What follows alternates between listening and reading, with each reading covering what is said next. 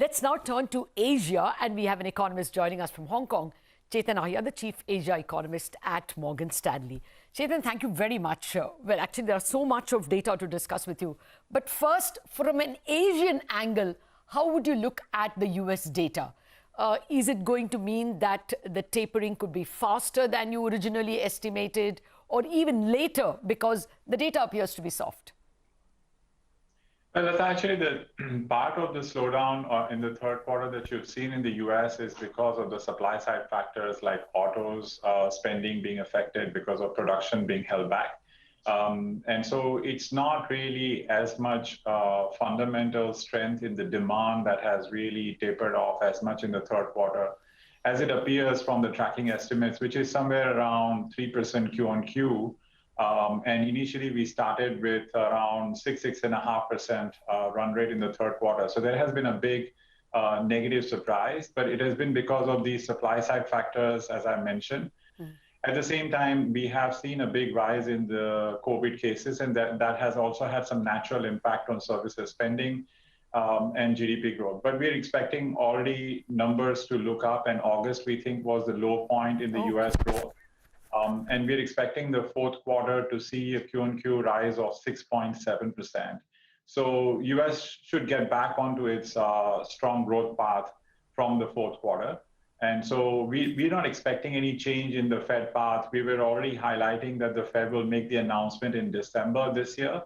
And that still remains our base case. Okay, so that's pretty much Goldilocks if the US growth is intact and if liquidity is also going to only start to be tapered from December. Okay, Chetan, now let me come to Asia. At least China, it doesn't look all that bright, isn't it? I mean, the recent data, the latest data, retail sales for August itself, down to 2.5%. And the Reuters forecast I saw was 7%. So is the Chinese economy really slowing? I will come to the tech regulations later. Even per se, the economy seems to be slowing, probably because of COVID. So in China as well, August was the bad month because of rise in COVID cases, and they had taken up restrictions in a number of cities. So you could see that in the 7-city traffic data. It had tapered off quite meaningfully in the month of August. And so that has been one factor that has weighed on retail sales. But in general, even looking at the broader numbers like industrial production, GDP growth overall, we are seeing a slowdown in China for sure. And that has been because they had been implementing tightening monetary and fiscal policy in the preceding 12 months under the assumption that whenever you get this strength in exports, you get improvement in private investment, and they can pull back on the public spending as well as on the property spending. So they have been doing the tightening. Now, unfortunately, what has happened is that COVID-related implications on consumption growth has meant that the overall growth outcome has not been great. And so we think that the policymakers realize that they have already moved on the path of easing on monetary policy front. And we're expecting them to start issuing more local government bonds to increase infrastructure spending. So fiscal easing will also join in now. And so for China too, we think the low points have been achieved in the month of August. Okay. And you should see fourth quarter onwards sequential growth improving in China too. Oh, so that's pretty much like US. August was the lone month perhaps of lower growth numbers or lower than forecast growth numbers. But Chetan, from an India angle, I'm asking you this question largely from an India and steel producers, steel consumers, steel investors angle.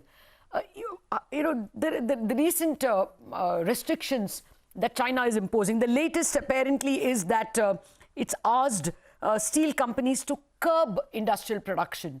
How do we understand this? Can this go on? I assume this is some clean, some anti-pollution moves in China. That's right, Lata. So we are seeing a demand slowdown because they are cutting back on, or they were cutting back on infrastructure spending. In the trailing numbers, you have seen the weakness in domestic demand for steel and other commodities.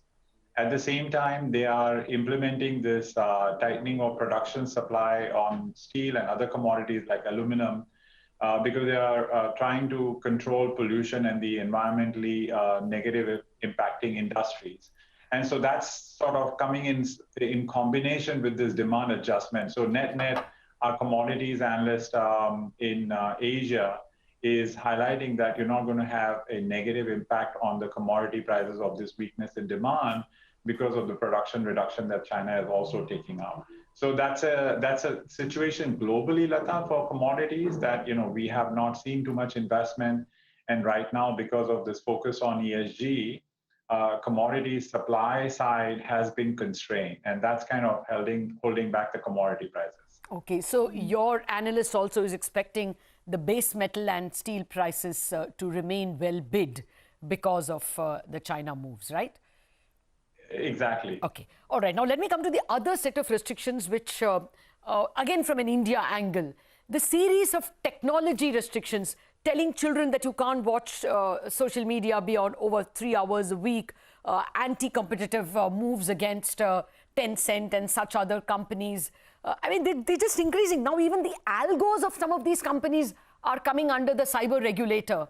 What's the move? And are we right to read that if China is regulating so much, more smart money may come into India?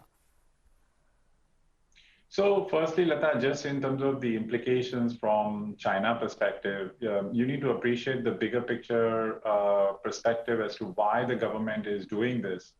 So the reason why we think the government is doing it is because there has been a significant rise in income inequality and wealth inequality in China.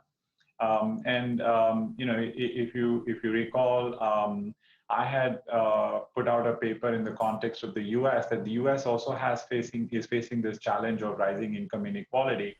And then you sort of go into the reasons why this is happening. It's happening because of three factors: globalization, what I call it as trade, increasing penetration in technology, and titans. So trade, tech, and titans have been the reason why we have seen this rise in global inequality in the US and in China. What we've been surprised is that Chinese government has actually started to move in even ahead of the US in addressing these issues and taking these measures. And so to the extent to which that objective is a bit longer term, we don't think these regulatory actions are going away. They will probably continue to take it. But at the same time, we also feel that, look, China is interested to keep its economic progress in line with its old objectives. And so at some point of time, they will strike a balance and try to incentivize the private sector to invest. Otherwise, there will be a challenge in private investment and their economic growth rate itself. But we do see that there will be negative impact of this in terms of its investment growth as well as GDP growth in the near term. Okay. And of course, our Indian experts are reading that as making India a little more attractive. But a final question on India itself. How have you read the recent data? We've seen very good growth in GST. These are some of the positive secular trends, GST collections, which means consumption should have grown. And likewise, income tax and corporate direct tax. But there are several other things that are looking slower as well, like auto sales and even job growth. What's your assessment of the Indian economy? Do you think that we are in for a double-digit growth this year and the next? So for this calendar year in 2021, we're expecting GDP growth to be at 9.5%. Okay. So it will be closer to double digit. And Lata, I think from an India perspective, it looks like all the drivers are now in place, and India is sort of going to have an environment which is very different from what it has had over the last 6-7 years. So you have this strength in external demand and exports. Even if you look at it on a 2-year CAGR basis, it's been doing very well, and that's goods export. You have services exports, which have also started to do well, and this dynamic that we're seeing because of COVID increased IT spend is a bit like Y2K moment for India in that sense, and there has been an increase in services exports too. You are seeing big increases in FDI, in manufacturing, as well as in technology, which you just mentioned. And at the same time, the government is increasing spending on infrastructure. Yes. So we think India is sort of seeing multiple engines supporting its growth. And therefore, we are quite constructive on India's outlook. And even from a medium-term perspective, you have challenges in the region in form of higher debt, demographics, India doesn't have those issues. So India's story looks great from a structural as well as cyclical perspective right now. Okay, I'm sure you're going to get congratulatory tweets from everyone who is investing in India and listening to you now. Thank you very much, Chetan Ahya, for spending time with us this morning. My pleasure. Okay, on that very optimistic note, with the markets also at all-time highs, we wrap up on Bazaar. A lot of trading ideas lined up for you on Chart Plus.